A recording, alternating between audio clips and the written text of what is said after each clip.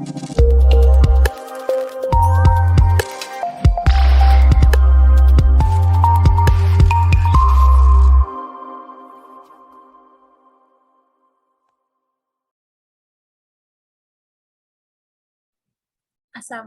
warahmatullahi wabarakatuh. Om Swastiastu, Namo Buddhaya, dan salam kebajikan. Halo semuanya, selamat datang di kelas Marketing Public Relation Ruang 1 dari Universitas Nasional yang dibimbing langsung oleh Bu Dian Meta Arianti. Perkenalkan, kami dari kelompok 8 yang akan mempresentasikan tentang materi manajemen marketing, yaitu pemasaran langsung dan pemasaran dari mulut ke mulut. Bukan hanya itu, kita juga akan membahas contoh kasus yang berkaitan dengan materi tersebut. Yuk, kita bahas. Nama saya Vanessa Yoktalia dengan NPM 203516516167. Perkenalkan, saya Sabrina Putenda Jalasena dengan NPM 20351651651639. Dan pada kesempatan kali ini, saya ingin menyampaikan tentang apa sih direct selling itu. Dalam buku Direct Marketing Management, menyebutkan bahwa pemasaran langsung atau direct marketing berkonsentrasi pada pengembangan hubungan dengan pelanggan yang menghasilkan penjualan berulang dari waktu ke waktu.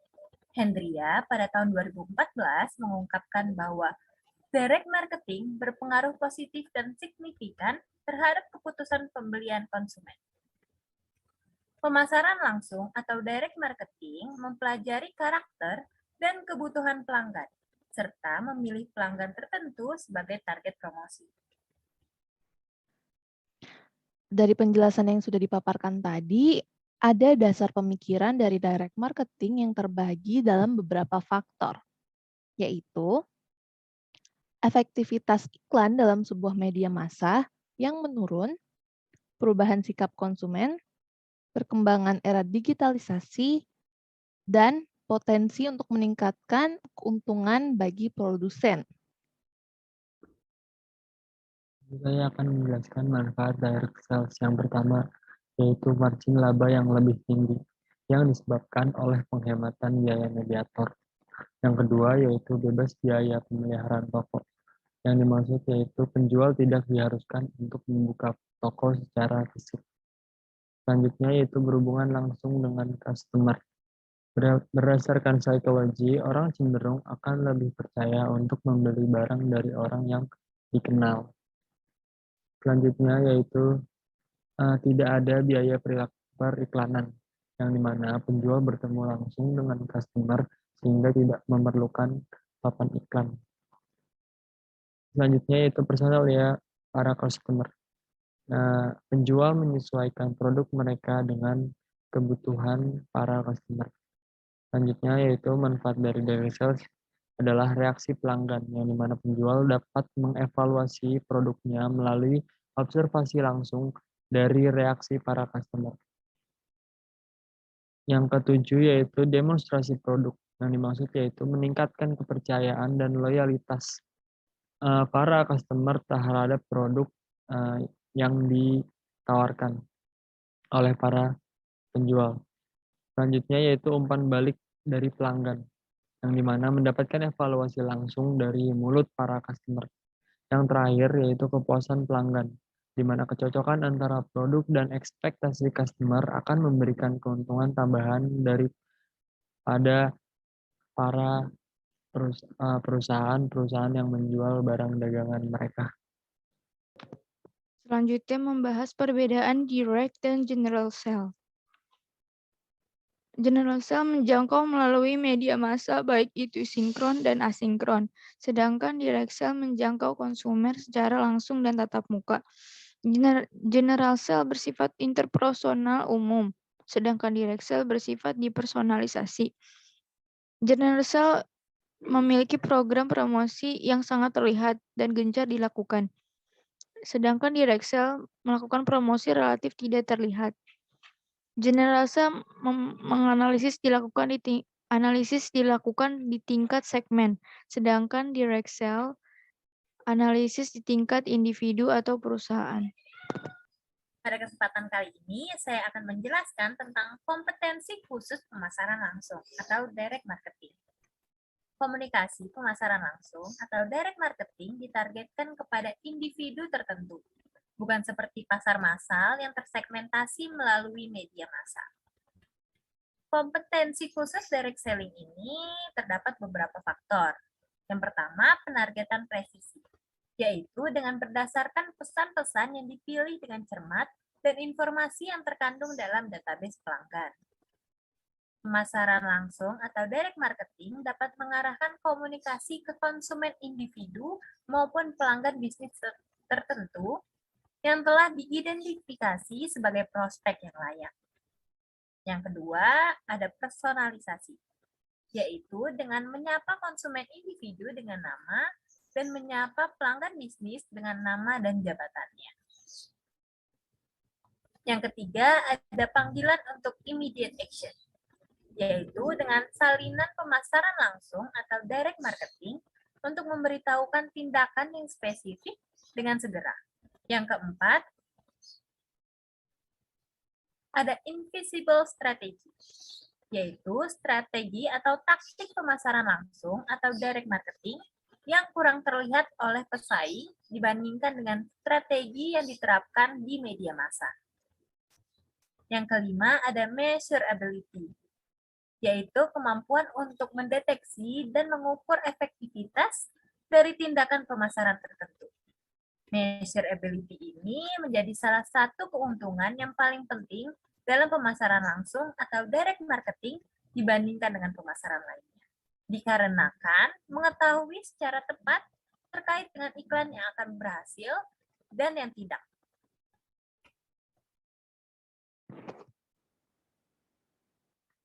Selanjutnya membahas variabel keputusan direct marketing. Yang pertama ada offers, yaitu proposisi lengkap tentang produk yang ditawarkan. Yang kedua ada kreatif, mencakup desain grafis dan pertimbangan produksi dalam personalisasi. Yang selanjutnya ada media, yaitu menggunakan media yang sama dengan general sale. Yang selanjutnya ada sequencing, yaitu memperhatikan waktu dan urutan untuk menghasilkan hasil yang responsif. Selanjutnya ada customer service, yaitu media dan tingkat pelayanan produk dan produk. Media dan tingkat pelayanan pelanggan dan produk. Direct sales dalam bauran promosi. Tujuan dari peran pemasaran langsung atau direct marketing adalah untuk mengkomunikasikan produk atau jasa secara langsung kepada konsumen yang dianggap memiliki potensial yang tinggi. Kemudian saya ingin memberikan beberapa contoh promosi direct marketing. Yang pertama, pemasaran direct mail. Yang kedua, telemarketing. Yang ketiga, katalog marketing. Yang keempat, ada SMS blasting. Dan yang terakhir, social media marketing.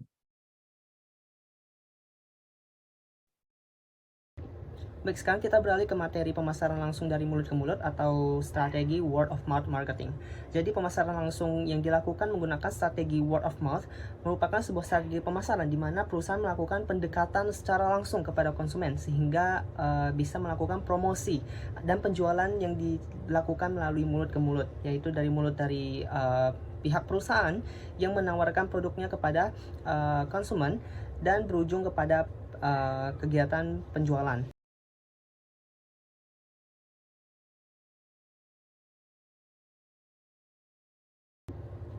Jadi pemasaran menggunakan strategi word of mouth marketing dikatakan merupakan sebuah strategi pemasaran yang sangat efektif untuk mendekatkan produk dari perusahaan secara langsung kepada pihak konsumen, yakni promotor atau salesman bisa melakukan penjelasan atau penyampaian informasi produk dari yang dimiliki oleh perusahaan kepada konsumen secara lebih detail dan secara langsung, sehingga hubungan antara konsumen dan juga perusahaan melalui produk tersebut dapat tersampaikan dengan baik, sehingga dapat dikatakan strategi marketing word of mouth merupakan strategi pemasaran yang menghasilkan output yang lebih baik dan efektif dibandingkan menggunakan media lain.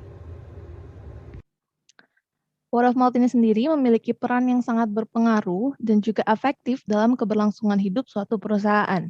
Word of mouth dapat menyebarluaskan informasi secara cepat dan dapat dipercaya oleh para calon konsumennya. Dalam riset yang dilakukan oleh Niels, diketahui sebanyak 92% orang akan lebih mempercayai rekomendasi dari teman dan keluarga, sehingga jenis pemasaran ini memang terbukti sangat menguntungkan. Nah, manfaat word of mouth ada 3.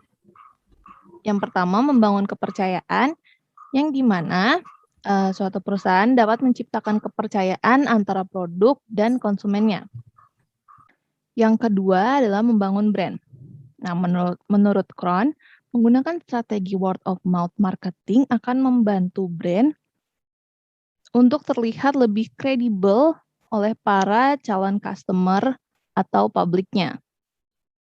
Yang ketiga, marketing yang hemat dan mudah.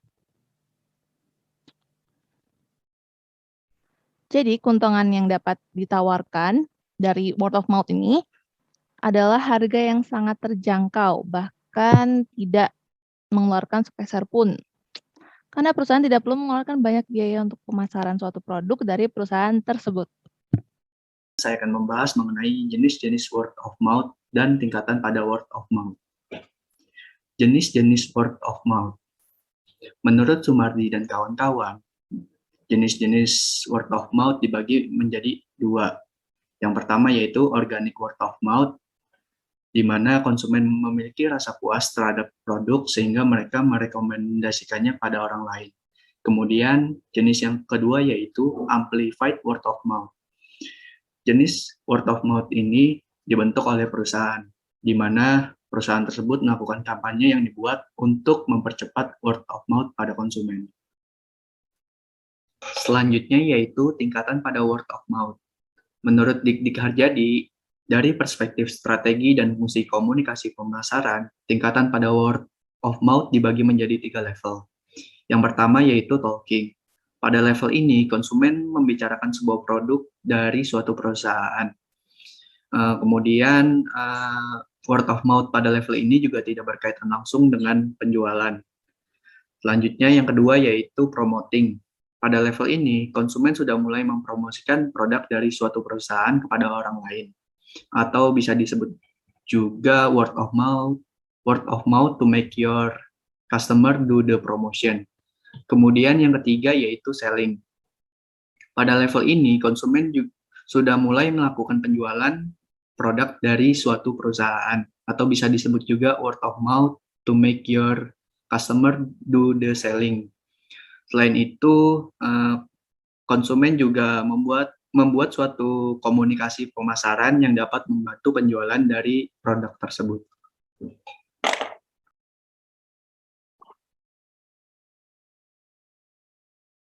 Perkenalkan, nama saya Alkana Fernando Simamora dengan NPM 203516516470. Di sini, pertama sekali saya akan menjelaskan apa itu pengertian electronic word of mouth. Electronic word of mouth, pemasaran dari mulut ke mulut, adalah komunikasi lisan tertulis dan elektronik antar masyarakat yang berhubungan dengan keunggulan atau pengalaman membeli atau menggunakan produk atau jasa. Seperti yang bisa kita lihat gambar electronic word of mouth ini. Rekomendasi dari pelanggan lain biasanya dianggap lebih dipercaya ketimbang kegiatan promosi yang berasal dari perusahaan dan dapat sangat mempengaruhi keputusan orang lain untuk menggunakan atau menghindari suatu jasa. Kenyataannya, makin besar risiko yang dirasakan pelanggan dan dalam membeli suatu jasa, makin aktif mereka mencari dan mengendalikan berita dari mulut ke mulut atau word of mouth. Untuk membantu mengambil keputusan mereka, konsumen yang kurang informasi mengenai suatu jasa lebih bergantung kepada word of mouth ketimbang pelanggan yang sudah paham. Dimensi word of mouth.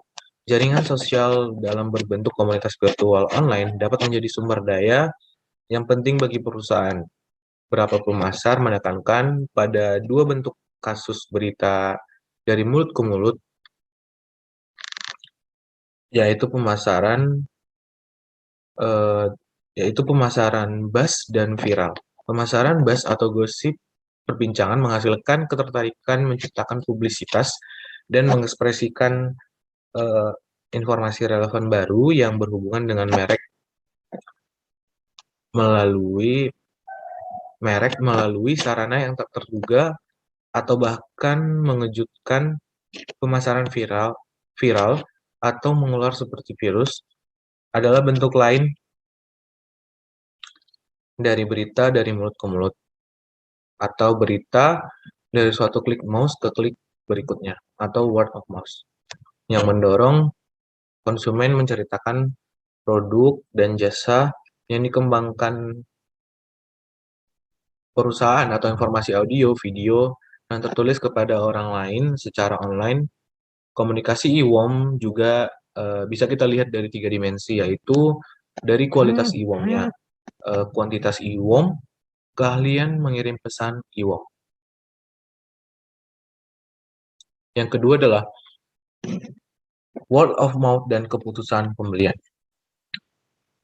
Word of mouth merupakan suatu strategi pemasaran yang mengendalikan rekomendasi dan ulasan dari konsumen, baik secara personal maupun kelompok, terhadap suatu produk atau jasa sehingga bisa memunculkan lebih banyak konsumen yang baru. Lupioadi dan Hamdani tahun 2006 menyatakan bahwa word of mouth ialah promosi yang berbentuk saran dari mulut ke mulut sehubungan dengan manfaat suatu item. Menurut WOMA atau Word of Mouth Marketing Association dalam Sumardi tahun 2011, word of mouth marketing merupakan upaya pemasaran yang mendorong pembeli untuk membicarakan, mempromosikan, menawarkan, serta menjual produk atau jasa kepada orang lain.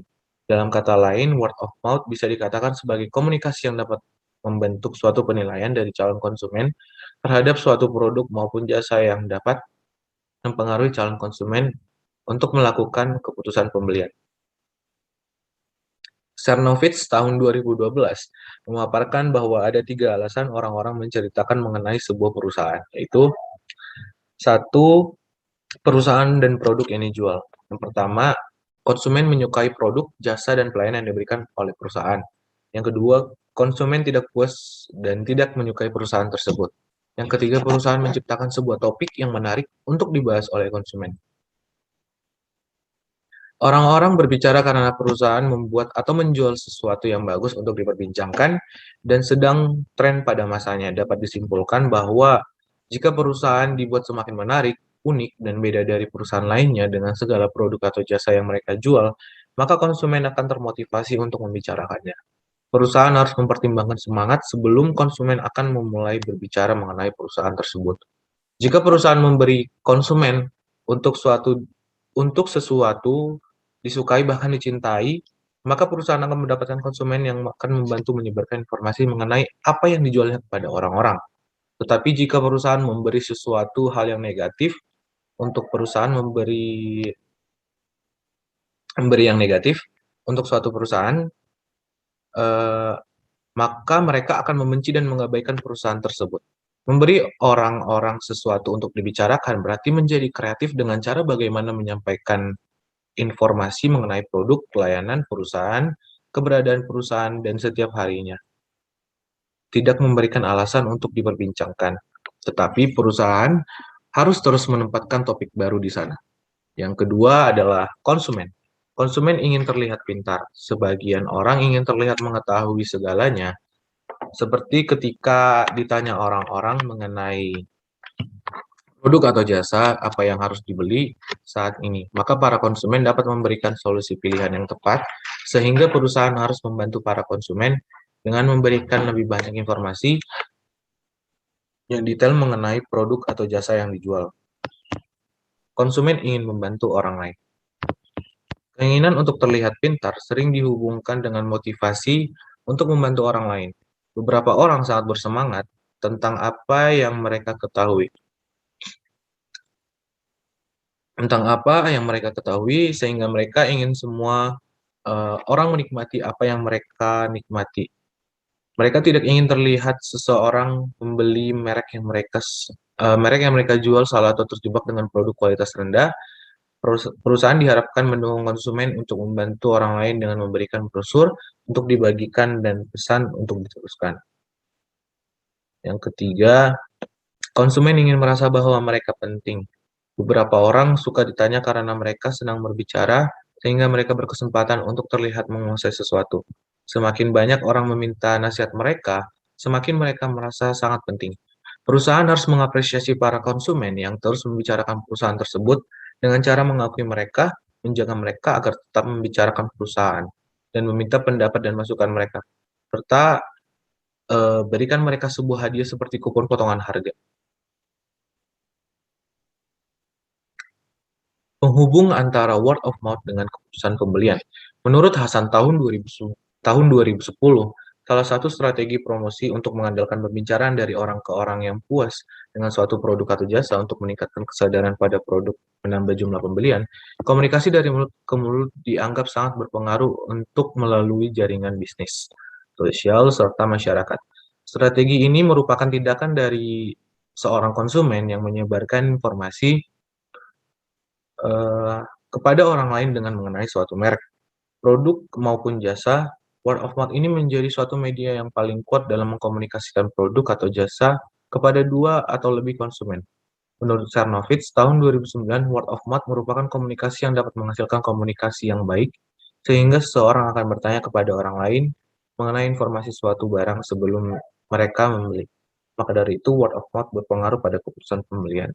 Word of mouth merupakan suatu aktivitas penyebaran informasi yang dapat dilakukan dengan sengaja atau amplified word of mouth, maupun tidak sengaja atau organic word of mouth mengenai suatu produk dari konsumen yang telah menggunakan produk dan jasa suatu perusahaan kepada calon konsumen.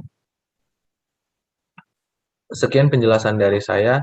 Jika saya memiliki kesalahan kata dalam pengucapan, saya mohon maaf. Terima kasih. Faktor yang mempengaruhi word of mouth yaitu kognisi, emosional, opinion leader, ikatan sosial. Yang selanjutnya membahas perbedaan word of mouth dan electronic word of mouth. Yang pertama, traditional word of mouth menyadari third-worthiness karena berhubungan langsung dengan penjual, sedangkan electronic word of mouth relatif tidak mengenal satu sama dengan yang lain. Traditional word of mouth bersifat interpersonal umum face-to-face, sedangkan electronic bersifat multi-way exchange information sehingga menjangkau lebih luas. Sedangkan traditional word of mouth mudah mendapatkan konsumer loyal, sedangkan electronic word of mouth lebih mudah diukur dan dievaluasi. Traditional word of mouth keandalan salesman sebagai faktor psikologis utama loyalitas, sedangkan electronic word of mouth menggunakan reputasi online sebagai acuan.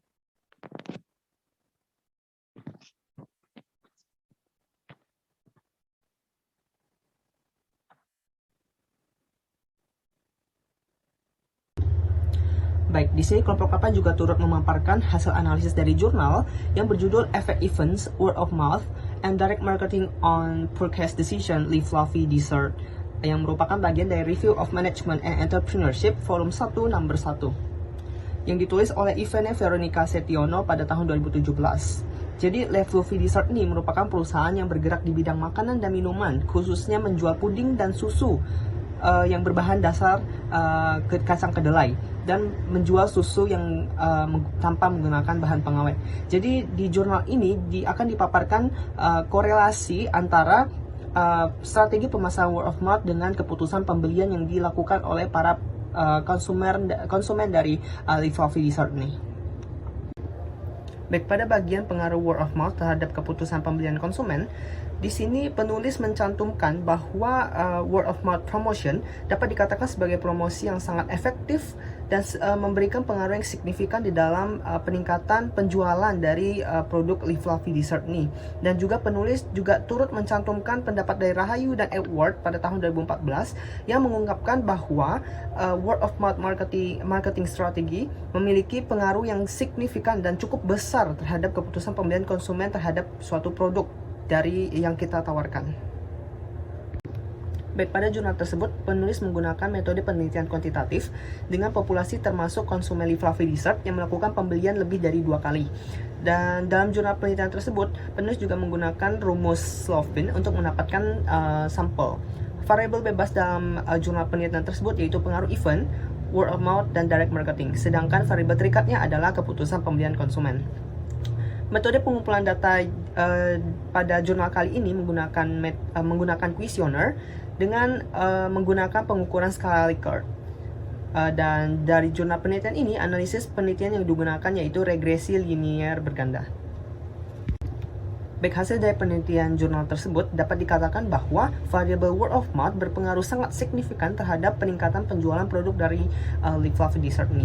Hal ini didukung oleh mayoritas responden yang setuju bahwa mereka mengetahui produk Live Fluffy tersebut dari rekomendasi teman maupun rekomendasi dari saudaranya maupun dari orang lain, sehingga campur tangan dari word of mouth tersebut di dalam peningkatan penjualan dari produk Live Fluffy ini memang berperan sangat besar dan berperan sangat signifikan di dalam peningkatan penjualan produk Live Fluffy tersebut, sehingga dapat dikatakan bahwa memang korelasi dari word of mouth marketing strategi dan juga peningkatan penjualan dari produk memang sangat signifikan terjadi di sini.